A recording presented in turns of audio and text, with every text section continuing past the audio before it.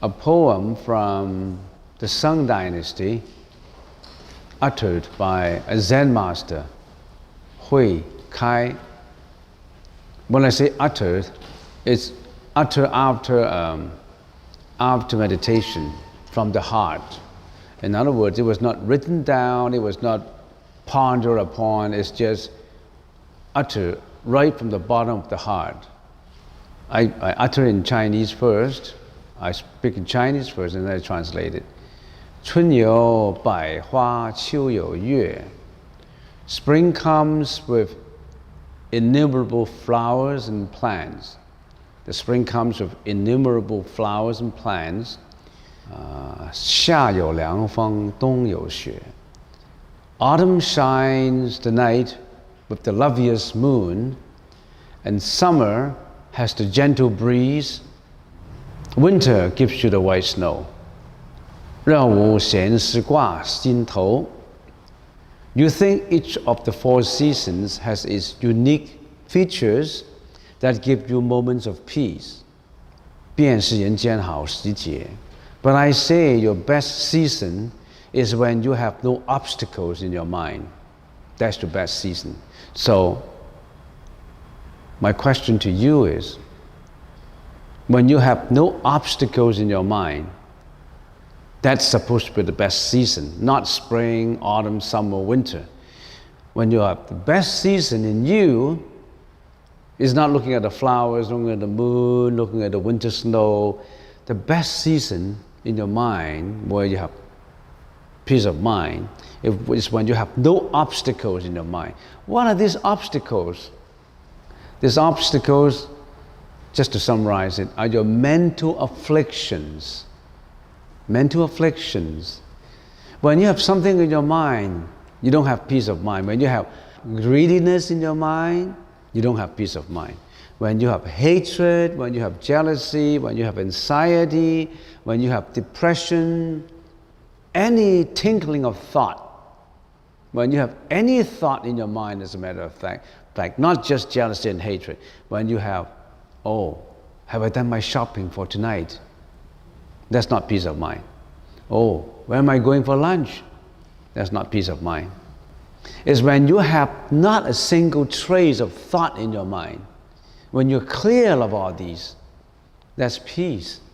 When you're not polluted, when your mind is not polluted, our mind is 24 multiplied by 60, multiplied by 60, it's every second. Well, not just every second. The thought comes not just second by second by second. It comes fraction of second by second. I can't, how fast, how flashy it is, I don't know. But when you have not a single thought, no trace. So when you have not a single obstacle in your mind, that's the best season. However, we have to learn how to have no obstacles in our mind. If you don't identify these obstacles, how can you get rid of them? You can just say it. Empty talk is nothing. Empty talk does not really help. Some people say talking about it is good enough. Talking about not having it, talking about peacefulness, talking about meditation, talking about coming on a Saturday to do meditation, that's enough. That's not enough. That's just the first step. You really have to know. First of all, you have to identify your problem, my problem, your problem, the mental problem.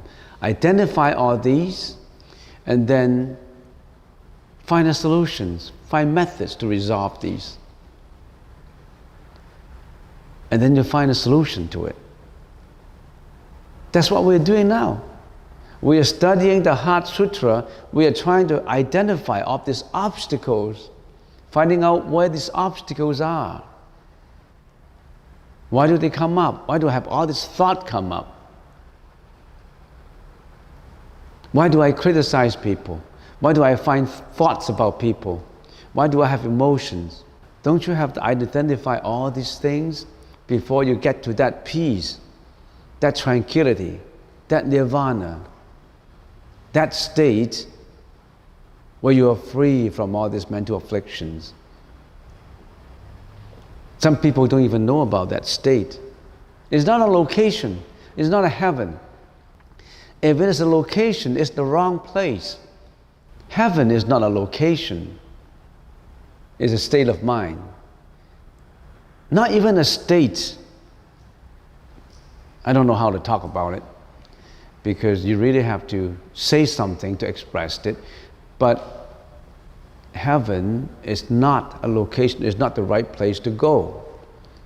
There is a heavenly location, but that's not the right place to go. Because if there's a location, there is phenomena, there's form. Where there is form, there's acquisition. Where there's acquisition, there's no peace of mind. Where there's acquisition, there's no peace of mind. I want to get this, I want to acquire this, I want to be a monk. I want to get nirvana. I want to meditate. I want to do this, I want that. Still, it's not the final answer. You're going to be rid of all these things. But it's easy to talk about it. Let's venture into it. Let's explore more into it. So let's get into the Heart Sutra now. Last time we were talking about the 8 consciousnesses. Where are these mind obstacles? Where do these mental afflictions come from? Your worrying, your depression, everything about your mind. It comes from the consciousness. Remember last time we said we have the 6 organs corresponding to the 6 objects, eyes corresponding to form, visual consciousness is created, ears correspond to sound, auditory consciousness is created, nose correspond or interact with smell, and the 3rd consciousness, the odor consciousness, is created. Tongue interact with taste, the taste consciousness is created. Body interacts with touch, tactile consciousness is created. Mind interacts with all thought, and the mind consciousness, which is the mano, the manager. We talk about the manager, the mind manager is created. Mano, remember the mano, the poor guy, the mano is always your manager, managing your thoughts, managing everything about you, is the culprit. But don't blame him. He is what you train him to be, because he can lead you to nirvana. But if you don't train him properly, he'll lead you down to hell. Depends on you. We like mano, because he gives us happiness, he gives us joy, sometimes he gives us worries and fear and anxiety. But we don't forsake him, he's there. And there's just the manas, the ego, who interact all the time with mano manager. And there is this bookkeeper, a liar, who controls everything, who records everything. But he's not making a decision. He just receives everything into his tremendous space of general ledger. His space is immeasurable memory tubes. He record and record and record. And he give and he give and he give. He give out the energy. He's not saying anything, he just receives. And when the time comes when we died out, he just roll into the next body and do the same thing again. He's not making any judgment. He just take everything in. He's like your bank account. You put in the money, he just receive it. You have outlay, he just paid it. He's not making the judgment. We'll talk about that already. Don't think that this is, we'll talk about this. There was a Vinaya master. He listened to his master to talk about a Vinaya book, and he listened to it 21 times. 21 times, every time 3-4 months, 21 times, until he's got all in his mind. When he contemplates, when he meditates, got all in his mind, and he became a Vinaya master later. You wouldn't want his training? Training is just to repeat to mano, your manager. Repeat to your manager. Habituate everything to your manager. Don't do this, do that. Don't do this, do that. You have to get it in your mind all the time. Actually, you should memorize it. Memorize it and memorize the Heart Sutra so that when you're meditating, when you are contemplating, visualizing, it all comes into place. in your subconsciousness. And you can stick it to the wall, every day look at it. That is Guan Yim's method of enlightenment. If you believe in Guan Yin, you believe in Avalokitesvara Bodhisattva, you're always in touch with her. If you have that memorized in your heart. It's not difficult to memorize. We chant it in a few minutes. Memorize it. Okay, then the 8 consciousnesses, because in your next sentence, Avalokitesvara Bodhisattva, using prajna, contemplate that the 5 skandhas are empty. The 5 skandhas are sunyata. The 5 skandhas are void. What are the 5 skandhas? How are the 5 skandhas related to this consciousness? How are they related? People have been talking about I, mine, me. I is made up of the 5 skandhas, the body and mind. What are these 5 skandhas? Matter, perception, conceptualization, volition, and vijnana. The 5 skandhas, the first one is matter. In the Sanskrit language is rupa. Remember, we're living in this, we call it the universe, which has approximately 3 levels. This universe is filled with sentient beings, with beings living on this universe. And this universe has a lot of beings. And the Buddha generally generalized it into 3 categories. Beings in the Kama Dhatu. Dhatu means world with desire. Beings in world without desire, but they still have a form, Rupa Dhatu, which is matter.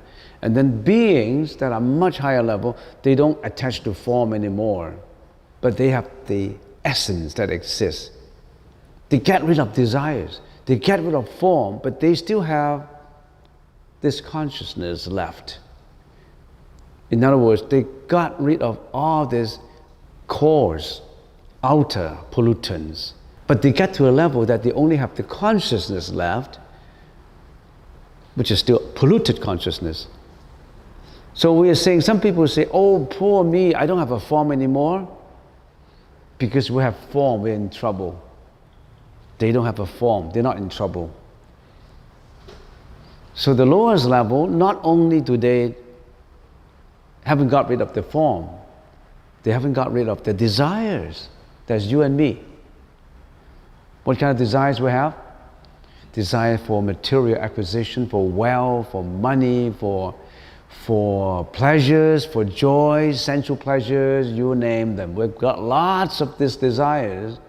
And because of these desires, we're in the process of, through our mouth, our thought, our actions, we perform a lot of karmic energy created and recorded in Alaya, the bookkeeper.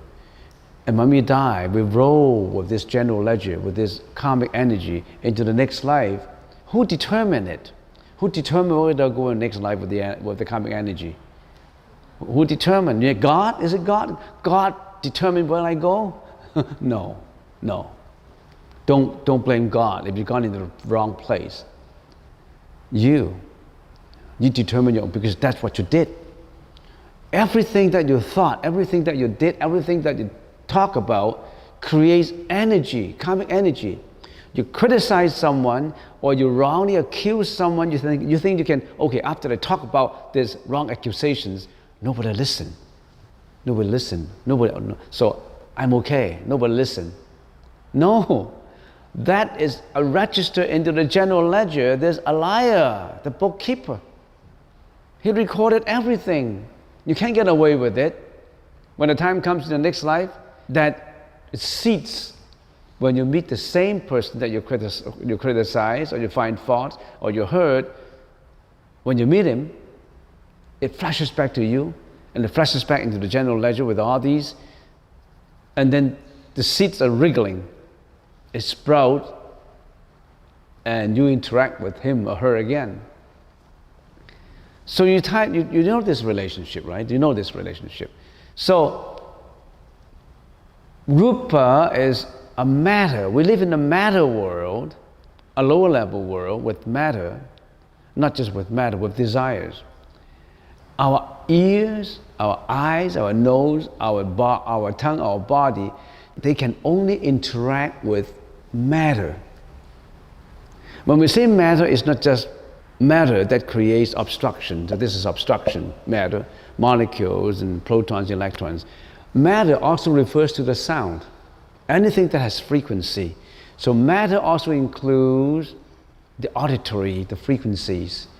For example, music is also a matter. When matter is a generalized word, it includes everything that your senses interact to. But the obvious ones are the ones that you see, you listen, you touch. So all these 6 consciousnesses, mind including, interact with matter. So in other words, when we talk about matter, we talk about all these organs, consciousness, and objects.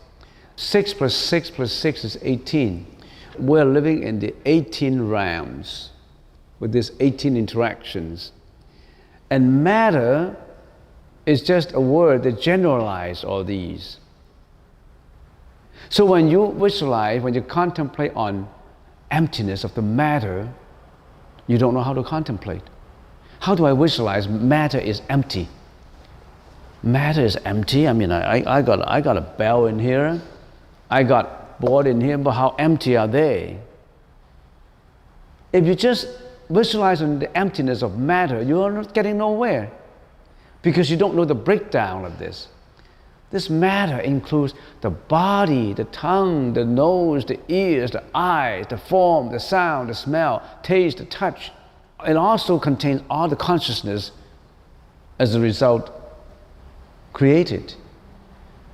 So you must think, is my body empty?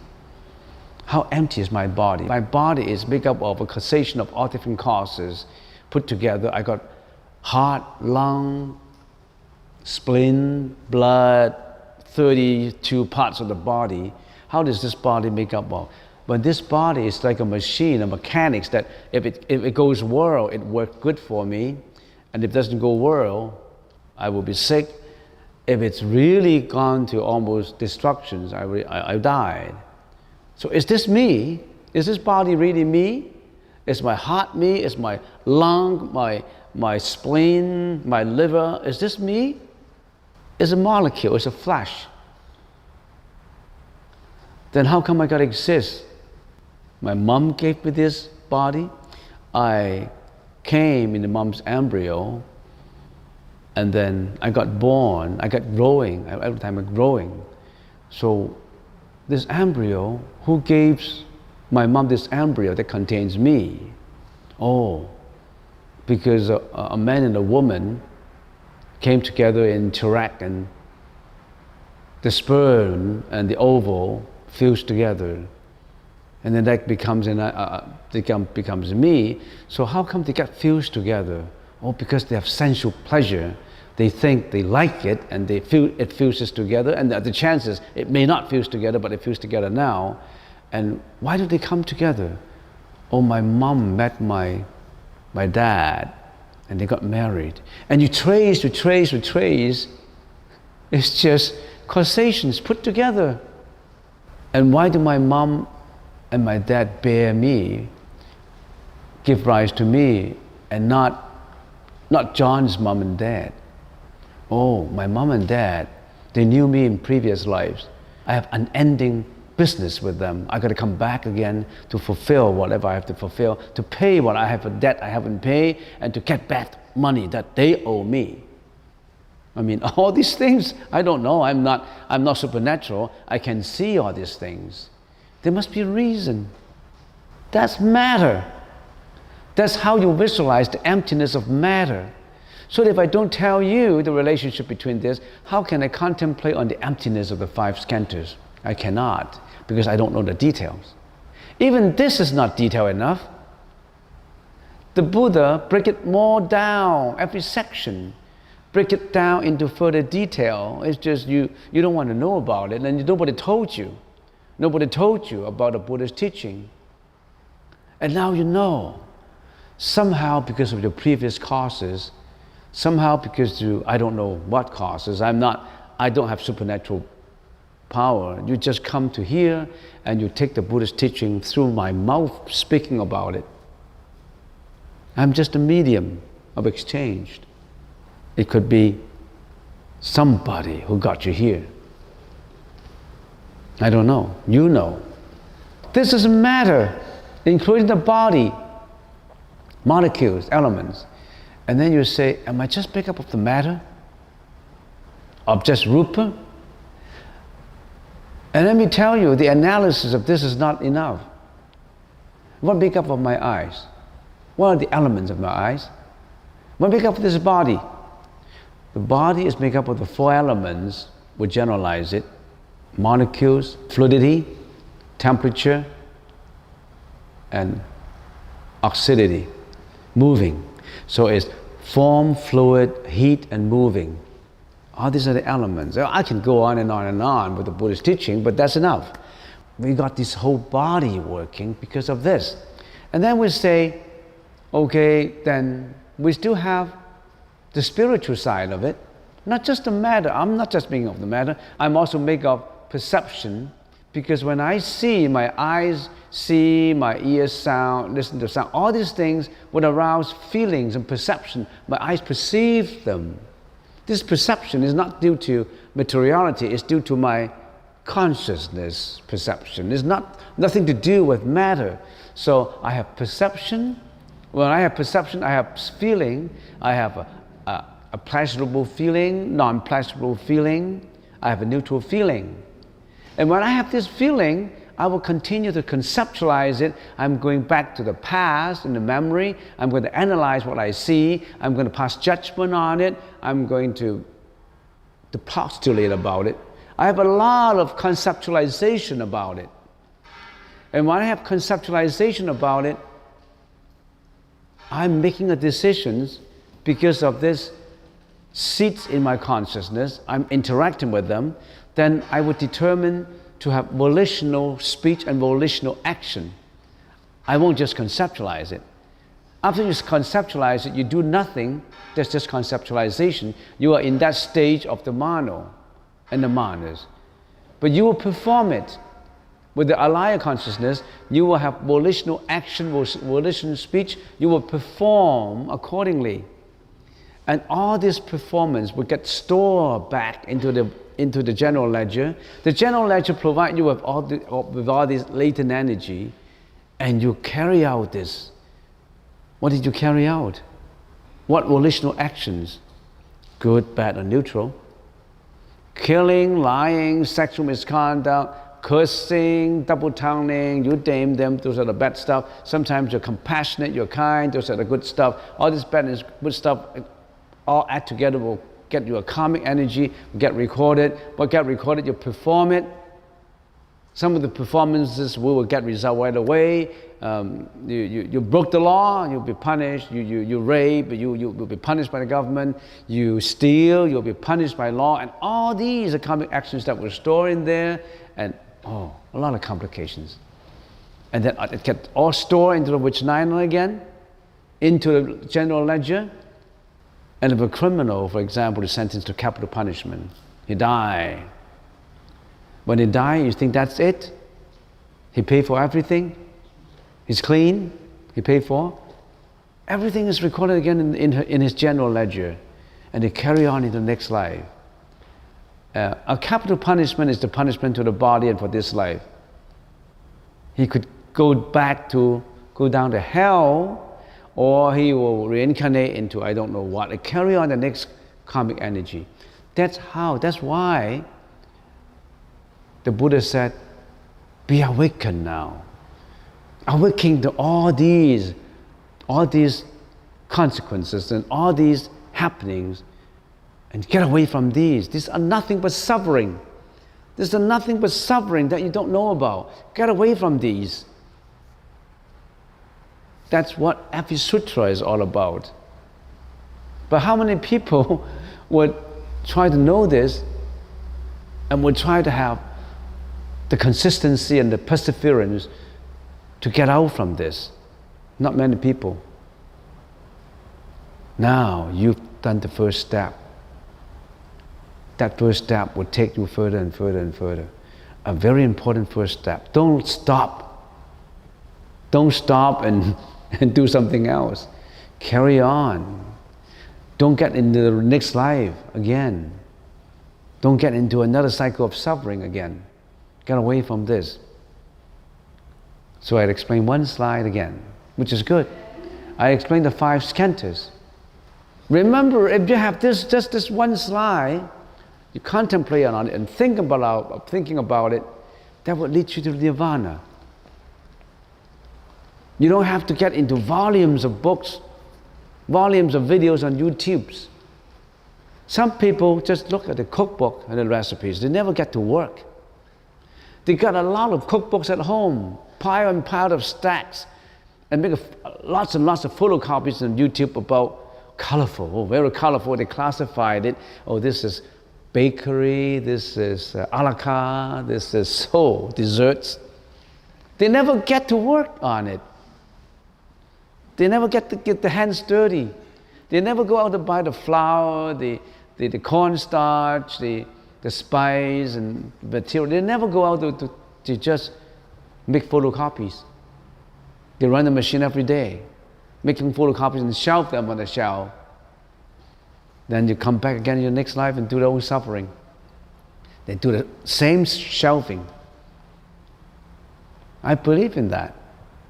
I always talk to our cook, Ming, and I said, let's have more variety. Yeah, give me the book. I said, I'm not going to give you any book any further.